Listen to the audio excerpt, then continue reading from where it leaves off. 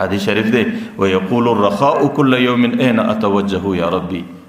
آسانی مال و دولت و خوشحالی دا چیم سارا اوزی دا اللہ سے اجازه غواړي الله د چا کور لور سما. الله تعالی ورته الی اعدائی و اولی معصیتی چې څومره زما په دشمنی کې زندگی تیری د الله دشمن څوک دی ګناهګار د الله دشمن دی چې څومره زما په نافرمانی او زما په دشمنی کې د چا زندگی تیریږي ورسه هغې په خوشحالي کې راوله ورسه هغې ته راحت ور نصیب که ورسه هغې ته ښه خوراک او ښه مال و دولت له ورسه. ما مخکې درته ویلي چې دا د الله تعالی د نزدېکت علامه نه وي. تاسو نن ګورئ مسلمان ته یو شی نسته. مسلمانانو کې ډېر انسانان داسې دي چې هغې په وچه نفقه باندې د خپل عیال ګزاره نسي برابرولی، لیکن تاسو کفارو ته ګورئ چې هغې سره د دنیا وسایل، د دنیا اسباب، د دنیا راحتونه ټول د هغې سره دي. که چیرې دغه وسایل او دغه مال و دولت دا د الله تعالی د نزدېکت علامه وای، بیا خو به زموږ په عقیده کې دا وای چې هغې د الله ته در دې خلکو ډېر ورنږدې دي. حضرت موسی علیه السلام د فرعون سره مقابله کوي. حضرت موسی علیه السلام یو لنګ لري چې کله خیرن سي نو لیرې یو ځای ولاړ سي پر چینه باندې هغې پرې مینځي او پر ډبرو باندې اوار کې او دی لس ورته ناست دي چې کله هغه وچ سي بیا پر بدن پیچي راځي د فرعون مقابله. د دې په مقابل کې فرعون دی. فرعون چې پر کم تخت باندې کښېني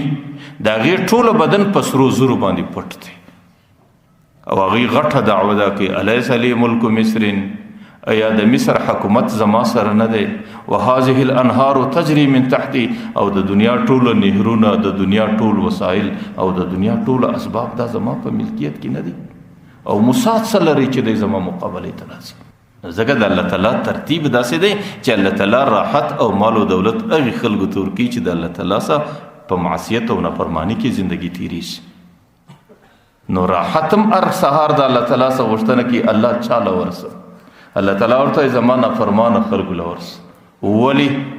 کی ازید بک طغیانهم، د دې دپاره چې ستا په ذریعه د ده سرکشي نوره زیاته کړم، وأضاعف بك عذابهم چې ستا په ذریعه دته چې زه سزا ورکوم هغه سزا نوره ورزیاته کړم، واکثر بك على غفلتهم چې څومره په غفلت کې زندگی ورتېري هغه غفلت هم نور ورزیات کړم، واعجل بك لهم د دې دپاره چې دنیا کې که یو ښه کار د لاس وتلی و د هغې ښه کار بدله په دنیا کې وله ورکړم چې قیامت کې ماله راسي د ده سره هېڅ ښه عمل ورسره نه وي. ځکه دنیا کې دا صدیقینو صبر دا دی چې هغې په مصیبت همیشه خوشحاله کیږي.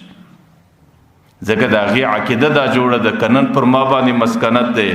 که نن پر ما باندې پریشانی ده، که نن پر ما باندې تکلیف دی، دا زما د رب زما سره محبت دی او زما رب په دې سره زما درجې را بلندوي، زما رب په دې سره زما ګناهونه را معافوي.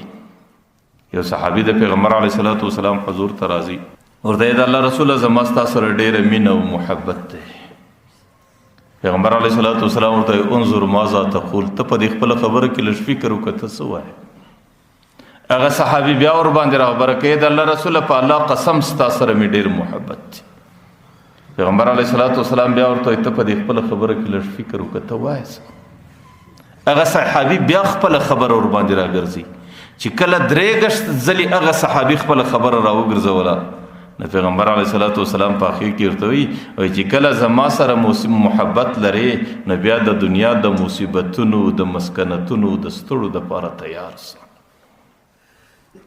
ځکه زما سره چې کوم څوک محبت لري پر هغې باندې به د دنیا ستړي او مصیبتونه دومره ډېر راځي او دومره چابک به ورباندې راځي، ډېروالی به د باران په شکل لکه د باران څاڅکي چې راځي